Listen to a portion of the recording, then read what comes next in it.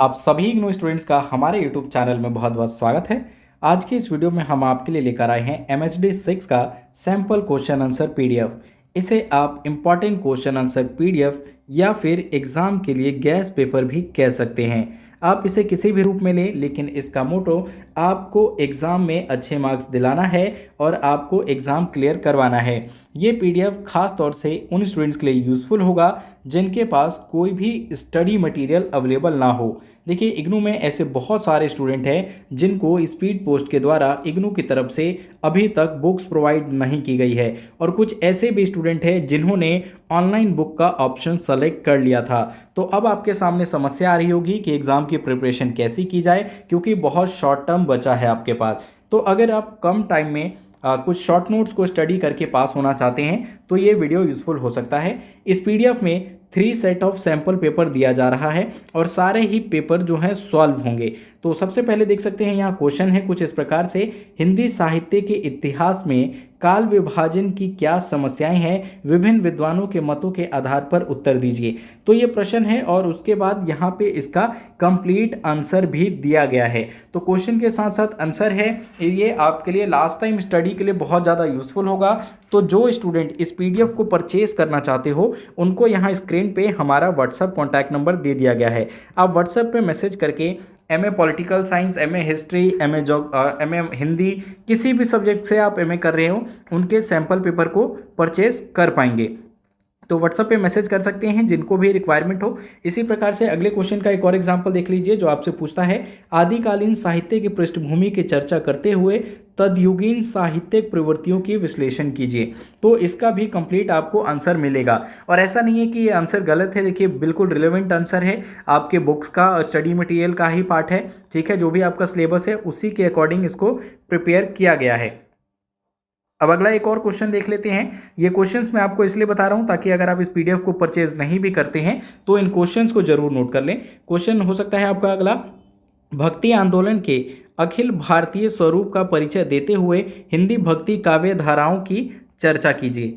तो हिंदी आपको भक्ति काव्य की धाराओं के बारे में बताना है, तो इसको भी आप लिख सकते हैं। क्वेश्चंस को नोट जरूर कर लें, आप अपने इसको बुक से इसका आंसर सर्च कर पाएंगे। अगले क्वेश्चन की तरफ बढ़ते हैं, देखते हैं अगला क्वेश्चन आपसे किस प्रकार से एग्जाम में पूछा जा सकता है।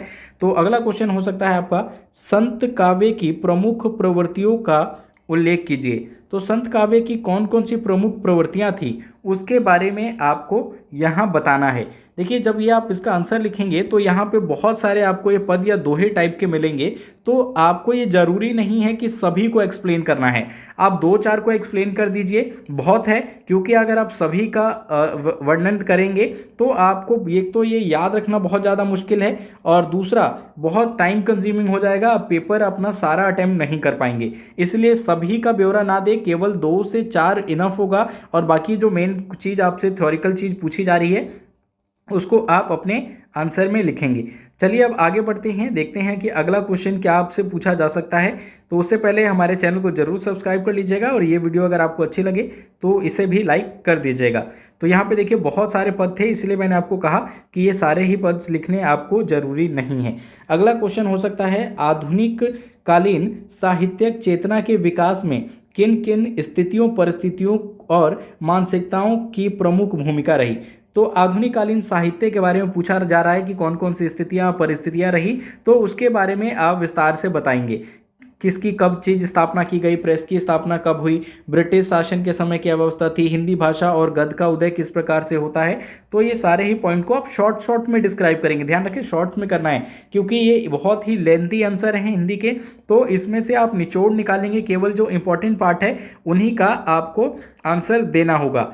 चलिए अब आगे बढ़ते हैं, देखते हैं एक और क्वेश्चन किस प्रकार से पूछा जा सकता है। तो नेक्स्ट क्वेश्चन हो सकता है, भारतेंदु युग के साहित्य में परंपरा और आधुनिकता की धाराएं इस परस्पर मिलती दिखाई देती है, इस कथन का समीक्षा कीजिए। तो देखिए, भारतेंदु युग की जो साहित्यिक परंपरा थी वो आधुनिक युग की धाराओं से किस प्रकार से मिलती हुई दिखाई देती है, उसकी आपको यहाँ पे समीक्षा करनी है, उसकी चर्चा करनी है।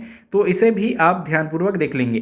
देखिए, इस वीडियो में हम केवल एक ही सेट को देखने वाले हैं, लेकिन इस पीडीएफ में तीनों सेट अटैच है, क्योंकि तीनों अगर हम स्क्रॉल करते हैं तो वीडियो बहुत ज़्यादा लेंथी हो जाएगी।